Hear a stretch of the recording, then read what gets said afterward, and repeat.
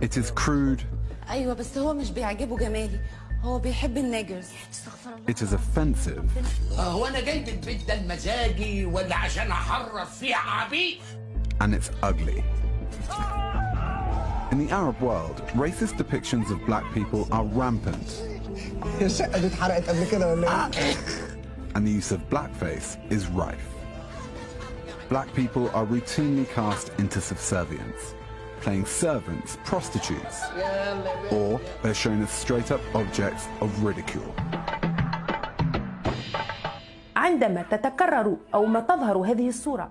When we watch TV shows or movies, black people are always inferior. And blackface is an inferior, negative and racist concept, which should not belong in the Arab world. We almost never speak about this segment of Arab society, black people. Firstly, because they never get to speak in public spaces. The black person is a citizen in the Arab world, but an invisible citizen. Why? Because power made him invisible. To school, they are being discriminated against. They are seen less than because of the color of their skin, because they're not Arabs, because they are not white. Just because of that reason, they are not seen as fit for the Arab world. So the Yemen people discriminate against them. In Sana'a, members of the minority group known as Muhamshen, literally means the marginalized, live in dismal conditions in densely populated slums. They count among the poorest of the poor in the Arab world's most impoverished country by more than 5 years of conflict. In the narrow streets of a shanty town in southern Sana'a, lined with makeshift tents and cardboard homes, along with a few simple brick structures, women cook outside on stoves fueled with scraps of rubbish. Hassan told AFP, quote, "It's as if we are not part of Yemeni society, even though we hold Yemeni identification papers. Our children in school are treated differently, and we are looked at sideways on the streets and in markets." I've been to Mecca 7 times. I don't know what dear brother Malcom saw, and may he rest in peace. I don't know what he saw. I don't know about him coming back and teaching. After he sent the postcards back, here I am in Mecca, and it's a sight to behold. Malcolm sent these postcards back to civil rights leaders, and it's a sight to behold. Here I am, sleeping on the same mat, eating from the same dish, drinking from the same cup, with men whose hair, and praying with men whose hair is the blondest of blonde, did he say it? Whose skin is the whitest of white, did he say it? Whose eyes are the bluest of blue, did he say it? This proves, he said, that this can be done. He said there are men here in Mecca who would be considered white men anywhere in the world, but because they have Islam, Islam has changed them.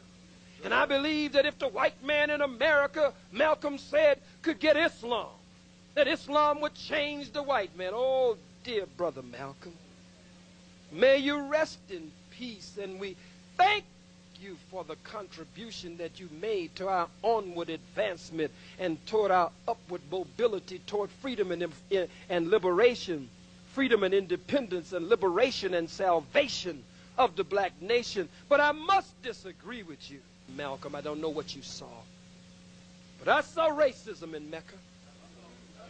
I saw hatred in Mecca. I'm telling you what I saw. I saw racism and hatred in Mecca so thick until you could cut it with a knife. That's right. I saw nasty, white, dirty, camel breath desert Arabs who just got a little oil a few days ago, and a few millions and a few billions that don't even belong to them. I read Chancellor Williams. Chancellor Williams, in his book, The Destruction of Black Civilization, say that those areas change from black to brown to white. And so we take the side with the Palestinian now, but the real land question ain't even been raised yet. The real land question ain't with no Palestinian. The real land question ain't with no imposter Jew. The real land question is between them together and me and you. It's our goddamn land that they standing on today. Praise be to Allah. Change from black to brown to white. I saw old, I saw elder. I saw beautiful blue, black, purple, black, smooth skin, velvet skin elders. 70, 80, 90 years old. Some of them might have been 100. I saw them with their wraps on. I saw them adorned. I saw them with their Ithram garments on.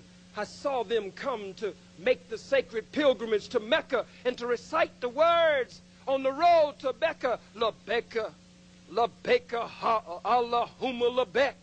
Labeka, Labeka, Allahumma Labek. Here I come, O God. Here I come in thy august presence. I saw them.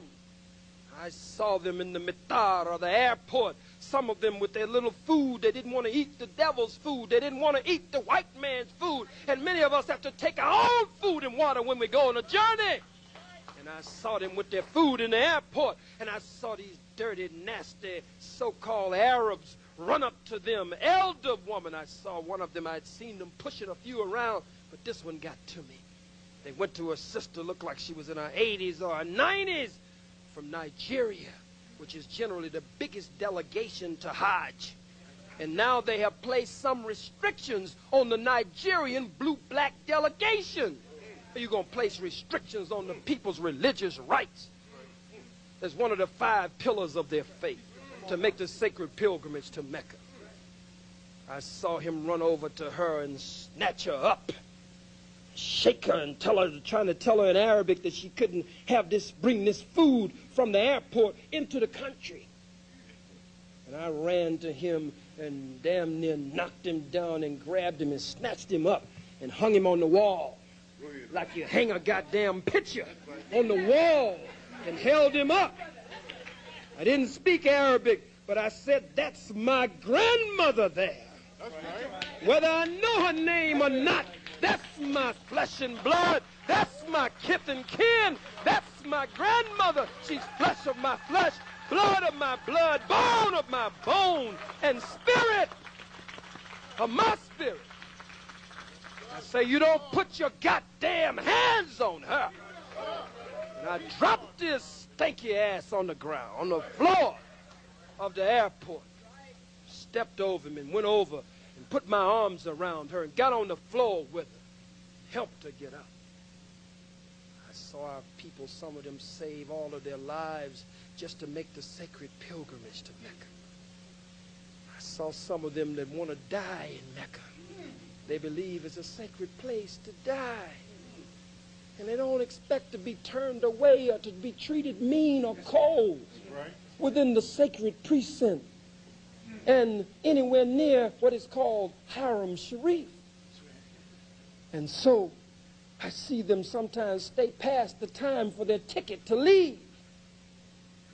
And they come out in the streets with bread in their thobe, or their robe, and they go among our people and take the robe and throw the bread up in the air and let it hit the dirt and hit the ground. And our people scurry on the ground to pick the bread up from the dirt while these bastards are spending our oil money on a daily and consistent daily basis.